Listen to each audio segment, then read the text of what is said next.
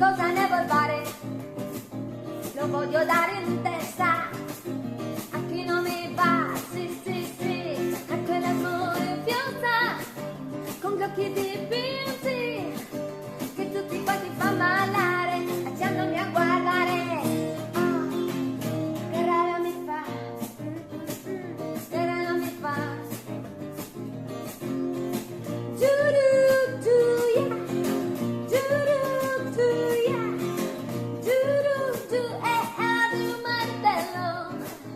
Che cosa ne vuoi fare?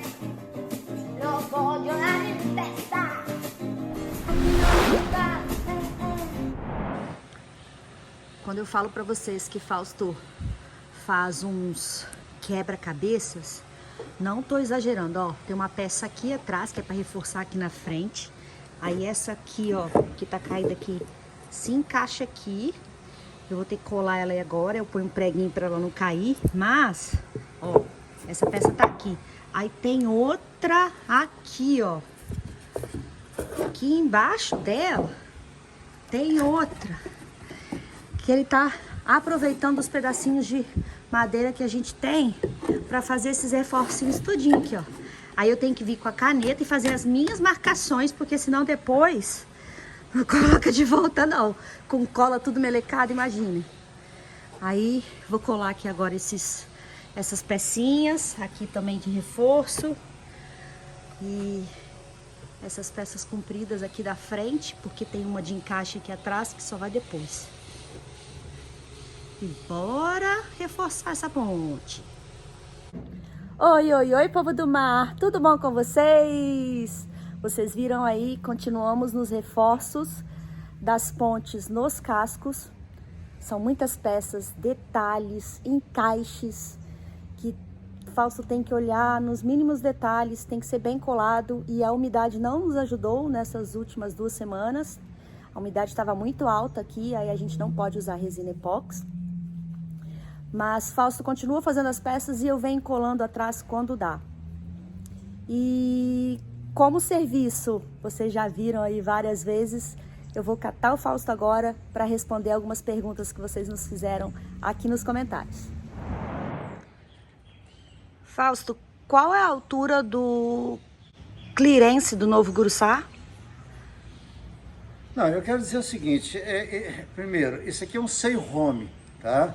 Deixa bem claro, porque as medidas dele são tudo fora do padrão. Esse é um barco, você tem um motorhome, você tem agora o sail home. É um barco que é feito para você morar nele, é uma casa que você vai navegar, velejar e tudo mais. Então, as medidas são todas elas assim, meio absurdas. Então, a gente tem 1,63 m de clearance. Então, a pergunta foi: como fazer o clearance proporcional que não fique baixinho e que nem fique tão alto? Como fazer? Isso depende do projetista, do objetivo do barco. Né? Você tem barco aí com meio metro de clearance, né? Não navega, não serve para navegar, só em águas calmas, né? Se você vai fazer um barco para ficar em águas internas, por exemplo, né? Você pode fazer ele com clearance mais baixo, né? Agora, se você vai pegar onda de 3, 4 metros, é melhor você fazer um barco com clearance alto. Mas aí tem que ter harmonia, né? Tem que ter uma largura. Para uma largura tal, você tem que ter um comprimento tal, e tem que caber em marina, tem um monte de detalhes que o cliente deve, a pessoa que quer o barco, tem que querer um barco de tal jeito. E aí você vai atrás desse barco. Se não tiver no mercado, você manda fazer um projeto. É caro, mas tem. Ou então você compra aí um projeto de gaveta e faz, né? Você constrói ele. Isso aí depende de onde você vai navegar e também do projetista, do que você quer. Tem muita gente que olha um catamarã como um monte assim, de facilidades que você tem, né? Ele quer luxo, ele quer conforto, ele quer água quente, água fria, quer tudo. Aí depende de cada um, né? Aí tem um peso, né? Tem um motor, tem que ver onde ele vai navegar. É uma pergunta que não tem resposta, na verdade, né? Deixa eu só, para quem não sabe, clearance é a altura aqui do fundo, né, Fausto? É dali da linha d'água, tá? Você passa até outra linha d'água. Essa altura até aqui, ó. Tá vendo? Isso se chama clearance. É onde o barco vai fazer isso. E as ondas vão passar aqui. Então, quanto mais alto for, menos ele bate, porque a onda, ela com 1 metro por 1 metro por 1 metro, é 1 tonelada. Quando ela vem para cima, ela vem com muita potência. E então levanta o barco. Se ele não for bem estruturado, ele quebra. Começa a quebrar aqui na junção.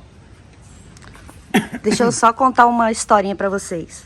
A gente vai começar a fazer em breve o piso, que é essa parte aqui de baixo. E normalmente a gente tem ralos no cockpit, porque o cockpit é uma área que fica, o cockpit é como se fosse a varanda, é uma área que fica bem molhada, então a gente coloca ralos. Nós temos um conhecido que ele foi navegar com o catamarã dele e ele não sabia que navegando, né, em alto mar, esses ralos funcionavam como se fosse um esguicho de baleia quando bate uma onda embaixo. Você tem que fechar normalmente navegando. Ele não sabia. E ele estava em cima do ralo quando passou uma onda. E foi tão forte que bateu no saco dele e ele ficou assim, andando quadrado. Teve que botar bolsa de gelo e tudo, de tão forte que foi a pressão que a água passou pelo ralo e lá em cima bateu no saco dele. Aí ele não tinha como fechar, colocou um monte de tapete assim. Mas não adianta, tem que ter um ralinho específico para não acontecer isso. E o ralo é um problema no barco, né? Nós aqui, nós temos a cabine, temos cockpit e uma área de serviço. Essa área de serviço, no barco anterior, eu coloquei 4 ralos de 100. Esse não vai ter ralo. Eu já deixei a queda direto. Você vai lavando, ele cai nas escadas e vai direto para o mar. Não tem mais ralo aí. Só tem no cockpit, onde não tem saída, né? A água que entrar tem que sair pelo ralo. Agora, na área de serviço, que é essa área aqui entre essa ponte e a outra, ali não vai ter ralo. A água já vai por gravidade sair. E também a gente vai ter por gravidade o vaso, a gente vai ter o chuveiro, tudo por gravidade. A gente vai eliminar a ponte, bombas nisso aí. E você falou em motor, perguntaram se um catamarã pode ter somente um motor ao invés de 2. Pode ter só um, sim. Pode. É aquela coisa, né? Pode. Mas, ao que você precisar, você não tem motor. Esse é o problema, que não tem manobrabilidade. Quando você tem um motor só, você tem que botar no meio. E ele tem que girar. Aí você tem mais eficiência, tá? Porque se você botar num só, você não consegue estar frente no catamarã. O catamarã vai virar. Vai ser uma dificuldade enorme. Você não tem manobrabilidade com o motor só se você colocar num casco. Isso não funciona. Agora, para ter um motor só, você tem que botar no meio. Então tem que ser motor de rabeta? É de rabeta, ele tem que girar. Você pode botar um motor só no centro, um sistema hidráulico e botar o sail drive, né? O S-drive em cada casco. Mas aí você tem que ter um jogo, né? Você tem que ter umas caixas para você mudar a direção dele, tá? Então o controle vai ser um sistema aqui que vai lá para o comando. Então você aciona e agora o resto você controla na outra manete, para um lado para outro. É um sistema meio complexo, sistema hidráulico quase não dá problema, mas é caro também. Eu acho que o legal essa especulação não funcionou. O que funciona hoje? São 2 motores. Esse é o melhor sistema, é o que está funcionando. 90% a 95% dos barcos são 2 motores. Quando começou o catamarã a se evidenciar, então começou a especular um monte de jeito. Quem não tinha dinheiro queria arranjar soluções para ficar mais barato. Lógico, ele queria ter o catamarã dele, navegar, do jeito dele, mas ele não tinha dinheiro. Então o que ele fazia? Ele procurava soluções assim, né? Então começava com 2 motores de popa que abaixavam, levantavam, aí começava a dar problema, gastava muito combustível. Aí fizeram o motor a diesel, tá? Também não funcionou, porque não tinha venda, saiu de linha. Tentava no meio, que girava, na hora aperto, ele saía da água, aí disparava quando voltava, aí dava aquela pancada. Quer dizer, foi eliminando essas tentativas, tá? Porque isso é válido, você tentar é válido. E o que se consagrou foi 2 motores, um em cada casco. Tem que fazer o esforço nessa hora e fazer o que é mais certo, o que mais funciona, é isso aí, não tem jeito. Também nos perguntaram se teremos baltrustes. Temos um baltruste. Nesse barco a gente vai botar baltruste, porque... Um só. É um só. É só para uma manobra. Explica o que é baltruste e baltruste por que só vai ter só um. O baltruste é um motor que fica na proa do barco, na parte submersa, né, lógico. Você tem um hélice e você aciona o hélice num sentido e em outro. Então, no sentido ele vai para a direita, no outro sentido ele vai para a esquerda. Então, quando você está manobrando, você vai entrar numa vaga, por exemplo, às vezes tem um vento, você não consegue jogar a proa. O catamarã mexe a popa. Ele não consegue forçar, girar a proa.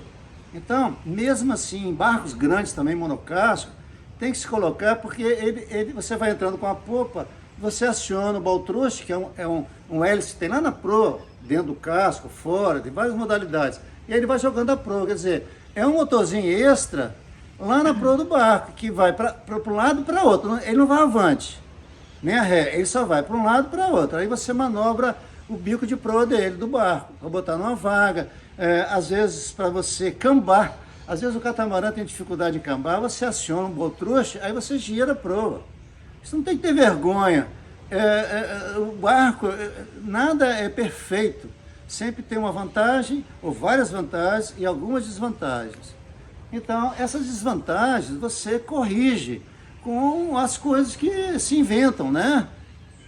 E o baltruste é uma boa solução para nós, que às vezes estiver navegando num lugar apertado, a gente precisa dessa manobra por causa do vento, e usa o baltruste para acabar, certo? Então, é válido. Acho que tudo que ajuda é válido. E por que você vai ter um? Eu só vou ter o que eu não preciso de 2. Meu barco tem a proa muito leve para girar. Então, esse baltruste eu já botei na potência, é suficiente para girar a proa.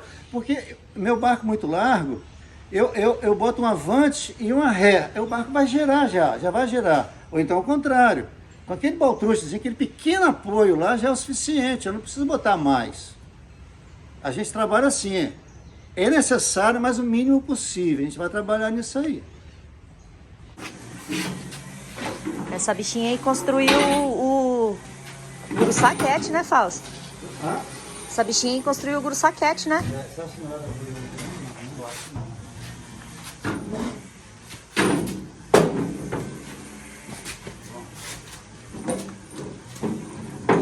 Mais alto. É melhor que isso aí vai. Posição. Um pouquinho mais.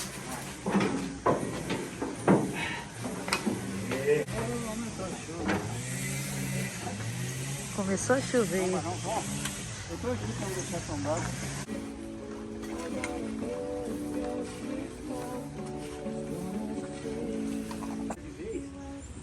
Segura aqui. Ele vai apoiar aqui, irmão. Só levanta mais. Isso aí. Tira. Vai ter que apoiar isso aqui, olha lá.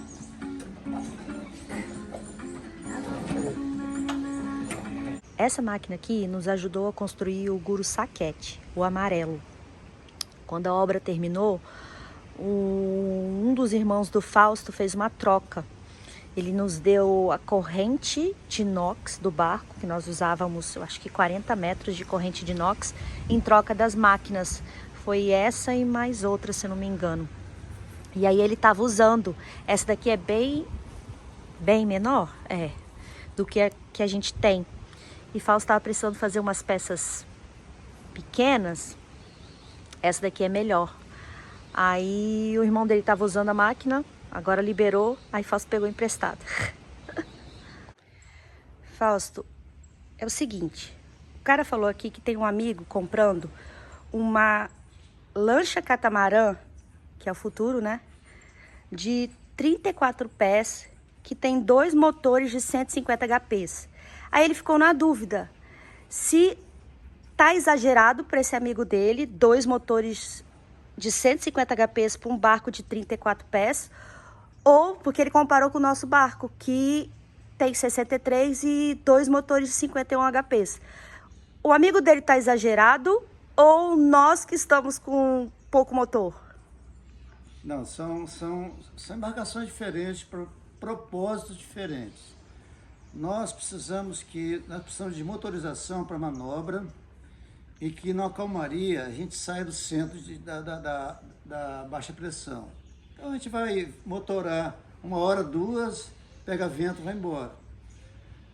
Isso é um barco de cruzeiro, né? Um barco a vela, a propulsão a motor é secundária. Ela serve para auxílio. Já a lancha não, é primária, né? É fundamental. Ela é a propulsão oficial do barco. E outra coisa, esses barcos eles têm um casco plano, né? Eles têm que ter uma motorização muito maior. Se você fosse na Venezuela, você ia encontrar um barco desse tamanho, com 4 motores de 250 atrás. Agora, está exagerado? O cara acha que não, porque ele vai lá numa ilha, e aí ele põe carga e vai embora. A gasolina lá é barata, né? Mas ele não está perguntando o consumo, ele está perguntando se é. Então, quer dizer, eu não estou subdimensionado, eu tenho o que eu preciso para o propósito desse barco. Eu já tive um 62 pés com 2 motores de 27 HPs e funcionou. O Cambeiras está hoje funcionando até hoje lá na Polinésia.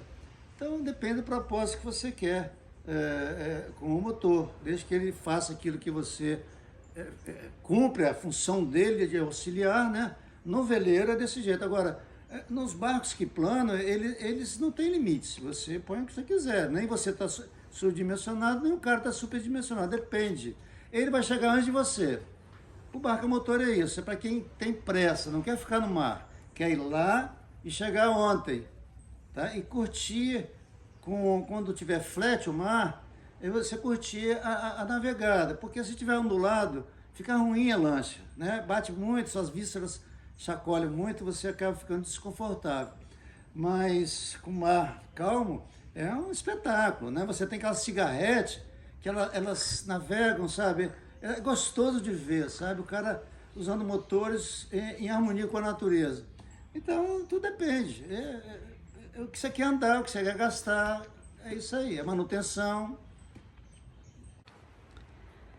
Agora, Fausto, com relação a veleiros, tem um esqueminha aí, né? Uma formulazinha aí, porque não adianta um veleiro ter uma motorização muito grande se o comprimento do casco não bater, não sei explicar. Como que é a paradinha? É o seguinte, se você botar um motor maior do que precisa, ele começa a querer planar. Aí você tem uma quilha, né, aqui embaixo, que vai sempre impedir esse movimento. Então, um veleiro que tem somente uma quilha, né, um lastro, e precisa de estabilidade lateral, ele não vai andar rápido, não adianta. Eu botar um motorzão, ele vai empurrar a água, começar a funcionar como lancha, ele vai começar a levantar a popa e abaixar a proa. Quer dizer, ele está perdendo dinheiro. Bem, a relação de motor, a velocidade do barco, tanto faz qualquer barco, depende do comprimento da linha d'água. Quanto maior o comprimento da linha d'água, maior é a velocidade dele. Velocidade de casco, tá? Quer dizer, existe uma velocidade crítica que ele chega rápido aí. Depois ele começa a gastar muita energia para aumentar a velocidade. Por quê? Quando ele começa a se locomover, esse comprimento que ele está encostado na água, que chama comprimento da linha d'água, forma uma onda que vai terminar até nele. Quando essa onda terminar nele, esse é a velocidade de casco dele. Ele chega aí fácil. Você não precisa de muita propulsão, tá? É natural dele chegar a uma velocidade que depende do comprimento da linha d'água, tá? Então, essa velocidade de casco é igual 2 vezes 40,43 vezes a raiz quadrada do comprimento da linha d'água.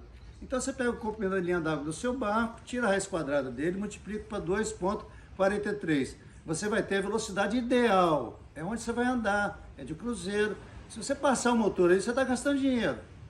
Ele vai andar, ele quase não vai alterar a velocidade. E outra coisa, não vale a pena, tá? Você vai gastar com motor, manutenção. Esse aí é o ponto. Tá? Parece que tá ficando na moda veleiro colocar motor turbinado agora também, né? Não, mas se ele tiver o fundo do barco dele para o planeio, ele pode botar o que ele quiser. Até 1000 HPs. Mas e não aí ele tem. vai voar, né? E aí existem as regatas aí de velocidade. Tem muitas lanchas aí que estão, né? Então, aí depende dele. Agora, o suficiente, quer dizer, você no veleiro, você não precisa de mais. É o quê? 2,43 raiz quadrada do comprimento da linha d'água. Fausto, isso é muito comum em bote também, né? Você vê o botinho, o cara com o botinho acelerando, a proa do bote tá lá em cima, quase. A gente já viu um bote virar, aliás, porque tinha muito motor. O vento entra por baixo, ele vira. Outra coisa, agora para definir qual é o motor ideal para o meu comprimento de linha d'água. A relação é quadrática, tá? E é inversamente. Você depende, você tem o comprimento de linha d'água, tem a velocidade de casco. Como chegar aí? Então, a fórmula seria, você tem o comprimento de linha d'água vezes a HP que você quer, tá? Vezes a potência que você quer, dividido pela seu peso.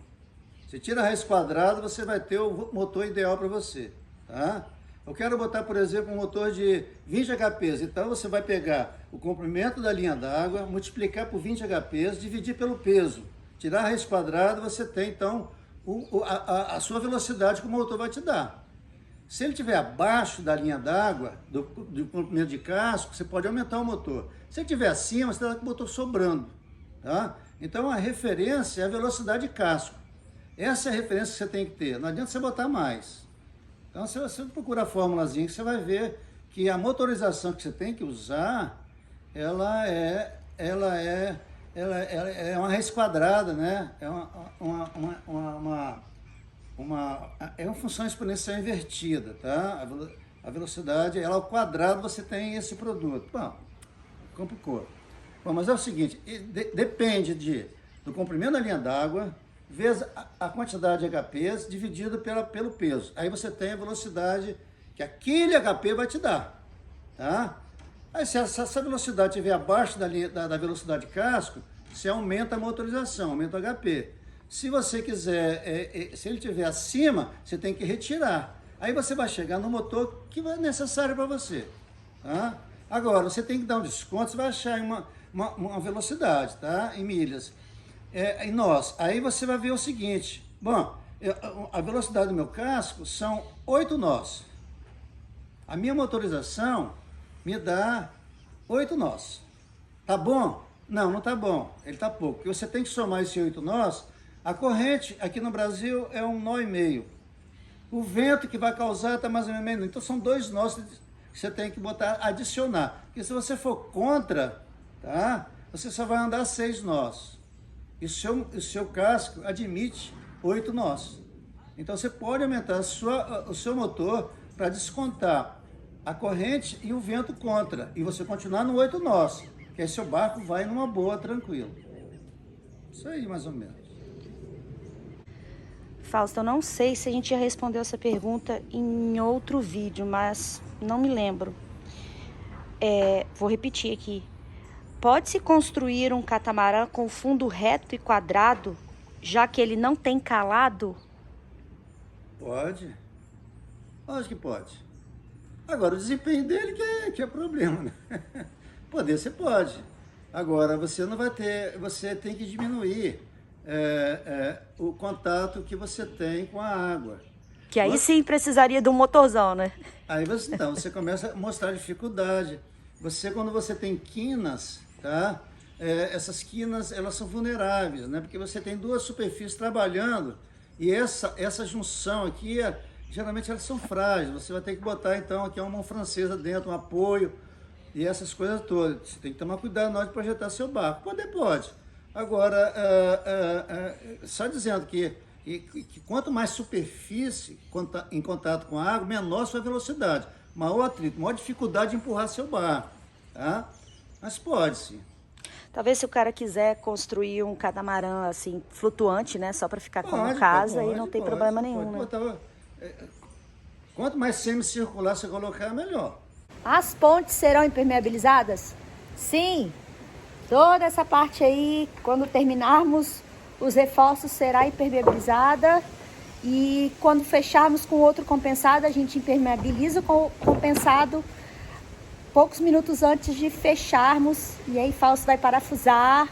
Vai ficar alguns parafusos aqui sim, que aí é o Fausto que sabe quais são. Mas enfim, será toda impermeabilizada, cada uma delas fechadas com compensado e parafusadas.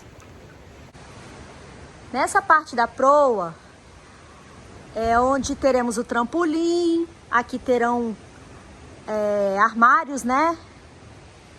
Onde ficará o guincho, e nos sugeriram colocar uma escadinha para descer da água direto da proa. A gente já teve essa escadinha no Cat Guruçá, o catamarã azul.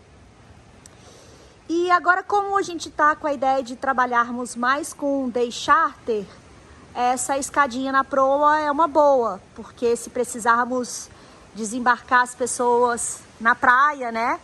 Aí Fausto encosta o bico de proa do catamarã, as pessoas desembarcam. É muito comum isso no Caribe, esse embarque e desembarque na proa. No Nordeste também tem catamarãs que fazem assim. Eu vou botar uma foto aí para vocês verem. Só que aí a gente viu um catamarã que além de uma escada tem um escorregador, que eu achei muito massa. E Fausto disse que pela largura do barco dá para fazer uma escada e um escorregador. Veremos. Se der para fazer, vai ficar muito massa. E foi isso tudo. Gostaram do vídeo de hoje? Então deixa seu like, inscreva-se no canal. Muito obrigada a todos os apoiadores que estão conosco. E se você gosta do nosso canal, acorda cedo, todo domingo, toma cafezinho assistindo a gente, considere ser um apoiador. Qualquer valor é bem-vindo. Tem o Pix, o Apoia-se, que você pode ser um contribuinte mensal. E se você está fora do Brasil, também pode contribuir pelo Patreon. Tem várias formas de contribuir, tá? Qualquer valor. Pensem aí. Até semana que vem. Tchau, tchau. Com certeza você gostou desse vídeo, então deixe seu like, ative o sininho das notificações e inscreva-se no canal.